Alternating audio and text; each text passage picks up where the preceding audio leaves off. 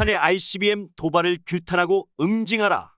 북한이 30일 오전 7시 52분 발사한 탄도미사일은 최고 고도가 2000km 이상으로 정상 각도로 쏠 경우 사거리 5500km를 넘는 대륙간 탄도미사일 ICBM이거나 그보다 성능이 개선된 중거리 미사일일 가능성이 있다.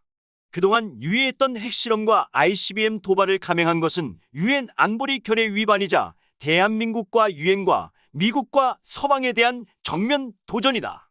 문재인은 청와대에서 국가안전보장회의 NSC 전체 회의를 직접 주재하면서 안보리 결의 위반이라고 했지만 도발이라고 규탄하지는 않았다. 우리는 북한의 ICBM 도발을 대한민국에 대한 명백한 도발이자 노골적인 공격이며 유엔 안보리 제재를 위반하고 세계 평화를 위협하는 도발로 규정하고 다음과 같이 촉구한다. 첫째, 문재인 정권은 모든 대북 정책이 모두 위장평화였음을 실토하고 퇴진하라. 북한의 도발을 도발이라고 규탄하지 못하는 것은 통수권자로서의 직무유기이며 행정수반으로서 기본 조치도 못한 반헌법적 행위다. 문재인은 북한에 굴복하고 자유세계화 담을 쌓겠다는 매국 행위를 반복해왔다.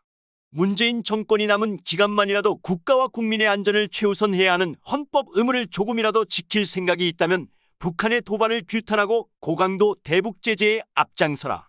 그렇지 못하면 그동안의 문재인 정권 대북 정책은 모두 위장평화였음을 실토하는 셈이고 북한의 대남적화에 기여하는 간첩 정부임을 인정하는 꼴이다. 둘째, 야권 후보는 판문점 선언과 9.19 남북 군사 분야 합의서 폐기를 주창하라. 국민 다수는 문재인 정권의 대북 정책과 판문점 선언 및 9.19 남북 군사 분야 합의서는 적에게 항복하여 평화를 구걸하는 굴종적 행위임을 간파하고 있다.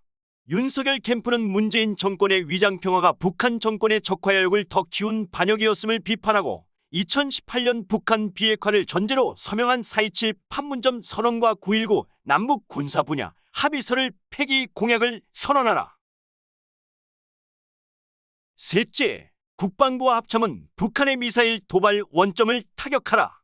합동참모본부는 아직 북한 미사일 재원에 대해 분석 중이라는 잠꼬대에서 깨어나라. 개미도 자기 집을 지키려고 싸우는데 정치권 눈치를 보느라 이미 벌어진 도발을 놓고 분석 중이라고 하는 것은 국민 기만이자 직무유기이며 이적행위다. 국방부는 정치 조직이 아니라 국민의 생명과 재산을 지키는 안보 조직이다. 적이 도발하면 국민의 생명과 재산을 지키기 위해 위기관리 차원에서 즉각 대응 조치를 하는 게 군인된 자의 기본 소임이자 사명이 아닌가. 국방부는 한미 미사일 방어망 통합과 삼축체계 구축 등 가상의 미래 안보 이야기보다 즉각 가동할 수 있는 응징 조치를 하라.